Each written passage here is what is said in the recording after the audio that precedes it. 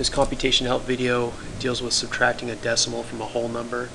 In this case, we want to subtract 3.14, or 3 and 14 hundredths, from 71. Anytime you're comparing decimals, adding decimals, or subtracting decimals, the key is to line up your decimals. The problem is, I don't see a decimal in 71. When it's not in sight, it's on the right, so put a decimal where it belongs, and there's a decimal to the right of that whole number always. Okay, so I want to line up my decimals. Here's my 71 with the decimal at the end, the decimal on the right.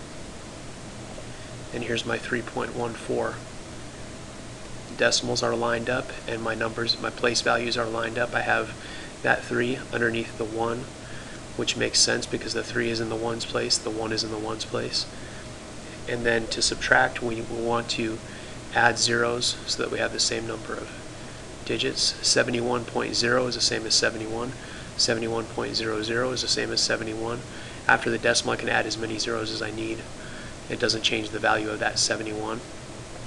Now we just have a simple subtraction problem. We're going to line up a decimal in our difference also. And then we want to subtract 4 from 0 in the 1's place, but we can't do that.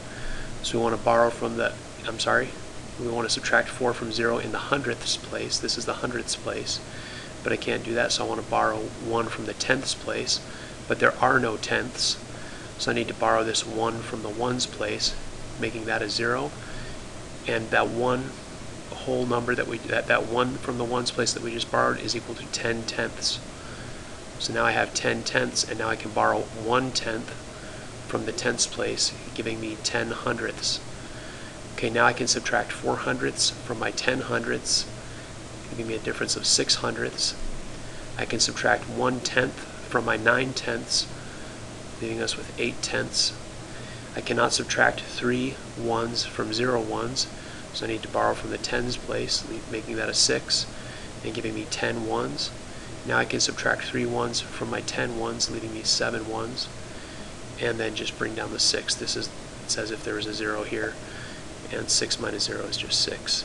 So the difference is 67 and 86 hundredths.